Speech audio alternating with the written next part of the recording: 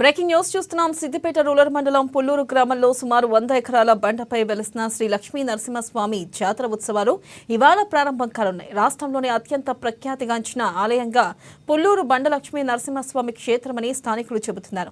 ఇక ఇవాళ సాయంత్రం మొదలుకొని 5 రోజుల పాటు జాతర సాగుతూ ఫిబ్రవరి 1వ తేదీన మధ్యాహ్నం ముగుస్తుంది. ఇక్కడ ప్రతి ఏటా కన్నుల పండుగగా జాతర ఉత్సవాలు జరుగుతాయి. ఇక సిద్దిపేట జిల్లా నుండే కాకుండా ఇతర రాష్ట్రాల నుంచి భక్తులు అధిక సంఖ్యలో వచ్చి మొక్కులు చెల్లించుకుంటారు.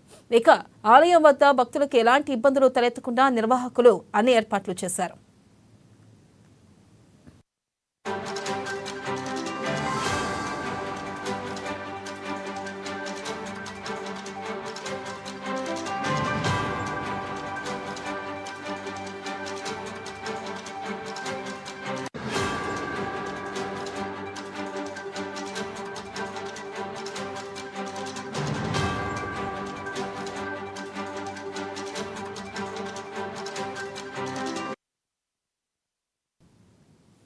బ్రేకింగ్ న్యూస్ చూస్తున్నాం. సిద్దిపేట రూరల్ మండలం పుల్లూరు గ్రామంలో సుమారు 100 ఎకరాల బండపై వెలిసిన శ్రీ లక్ష్మీ నరసింహస్వామి వారి జాతర ఉత్సవాలు ఇవాళ ప్రారంభం కానున్నాయి. ఇక రాష్ట్రంలోని అత్యంత ప్రఖ్యాతిగాంచిన ఆలయంగా పుల్లూరు బండ లక్ష్మీ నారాయణ స్వామి క్షేత్రమని స్థానికులు చెబుతున్నారు. దీనిపై మరింత సమాచారాన్ని మా ప్రతినిధి యాదగిరి అందిస్తారు.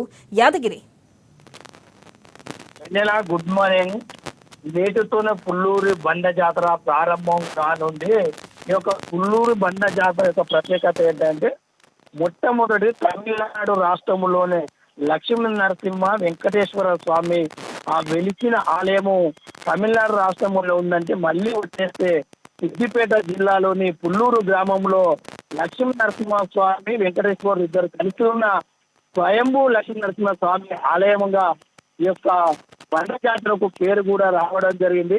గత 100 సంవత్సరాల నుండి ఈ జాతర ఎంతో ప్రత్యేకత కూడా నెలకొన్నదని చెప్పుకోవచ్చు.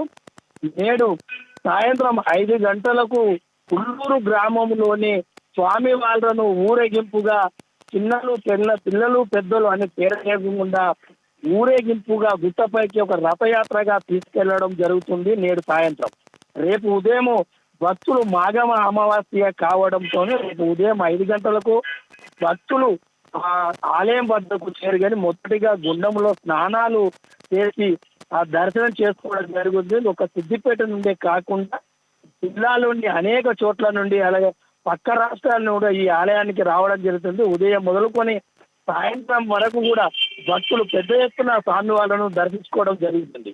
మొదటి రోజు. రేపు 2వ రోజు స్వామివారికి గోపాల కాలువలు చేయడం జరుగుతుంది. గరుడ వాహనంపై బండ పైన ఊరేగింపు కూడా చేయడం జరుగుతుంది. వెన్నెల 3వ రోజు కూడా పెద్ద ఎత్తున భక్తులు గ్రామస్తులతో పాటు చుట్టుపక్కల గ్రామాలు ఆ పక్క జిల్లాల నుండి భక్తులు పెద్ద ఎత్తున రావడం జరుగుతుంది. 3వ రోజు స్వామివారికి బండ పైన కళ్యాణ మహోత్సవం నిర్వహించడం జరుగుతుంది. చిట్ట చివరి రోజున జాతర ముగింపు కార్యక్రమం ఉంటుంది కాబట్టి చక్ర తీర్థము కార్యక్రమము చేయడం జరుగుతుంది. జాతర ముగింపు కావడంతో భక్తులు కూడా పెద్ద ఎత్తున రావడం జరుగుతుంది. అసలు ఇలాంటి ఆలయము దేశంలోనే 2వ ఆలయముగా పుల్లూరు బండ జాతర పిలుచుకోవడం జరుగుతుంది. ఇక్కడ వెంకటేశ్వర స్వామి లక్ష్మీ నరసింహ స్వామి వెలిచి ఉండడం ఒక గొప్ప ఆలయంగా కూడా చెప్పుకోవడం జరుగుతూ ఉంది. ఇక్కడికి భక్తులు పెద్ద ఎత్తున చేరుకొని కూడా స్వామి వారిని దర్శించుకొని మొక్కులు కూడా చెల్లించుకోవడం జరుగుతుంది. వెన్నెల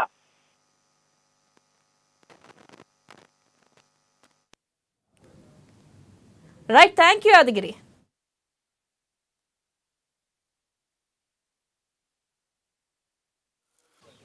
జాతర ఉత్సవాలు ప్రారంభం కాబోతున్నాయి. మన పుల్లూరు బండ లక్ష్మీ నరసింహస్వామి క్షేత్రం మీ అందరికీ తెలిసిందే. మీరు ప్రతి సంవత్సరం ఇక్కడికి వస్తారు. ఈ ఉత్సవాల్లో మీరు అందరూ కూడా భాగస్వాములు అవుతూ ఉంటారు. ప్రారంభం కాబోతున్నాయి. మన ఊర్లో నుంచి గ్రామస్తులంతా కలిసి ఇక్కడికి లక్ష్మీ నరసింహస్వామిని ఊరేగింపుగా తీసుకువచ్చే కార్యక్రమం అది రథయాత్ర.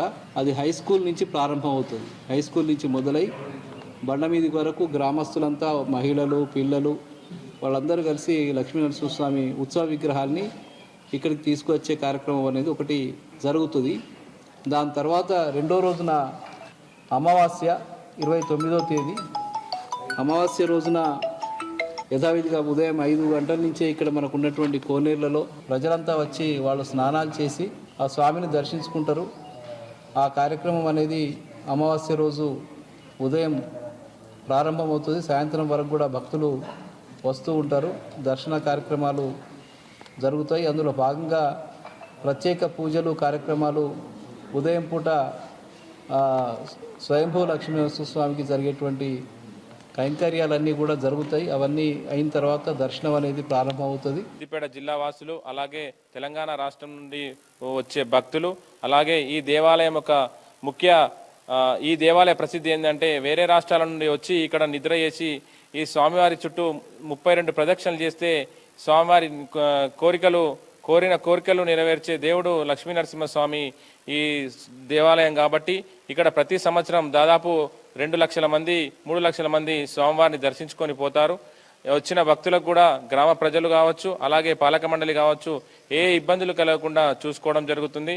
ఈ దేవాలయం ఇంత బాగా అభివృద్ధి చెందడానికి కారకులు సిద్దిపేట ఎమ్మెల్యే మాజీ మంత్రివర్యులు తన్నీరు హరీష్ రావు గారి సహకారంతో ఈ దేవాలయం అంగరంగ ప్రతి సంవత్సరం కూడా ఏదో ఒక అభివృద్ధి కార్యక్రమంలో ముందుకెళ్తుంది. స్వయంభూ లక్ష్మీ నరసింహస్వామి యొక్క క్షేత్రం ఇది అత్యంత మహిమాన్వితమైనటువంటి క్షేత్రం. ఈ క్షేత్రంలో స్వామి స్వయంభూగా తనంతట తానే వచ్చి వెలిసినటువంటి గొప్ప క్షేత్రం. ఆలయాన్ని పూర్వము కాకతీయుల నాటి కాలంలో నిర్మించినట్టుగా మనకు ఉండేటువంటి ఆధారాలు ప్రకారం మనకు తెలుస్తుంది. ఈ యొక్క స్వామికి మాఘ పాడ్యమి విధియ తదియ అలానే పుష్యబహుళ అమావాస్య అంటే అమావాస్య పాడ్యమి విధియ 3 రోజులు కూడా ఈ క్షేత్రంలో అత్యంత వైభవంగా జాతర మహోత్సవం జరుగుతుంది.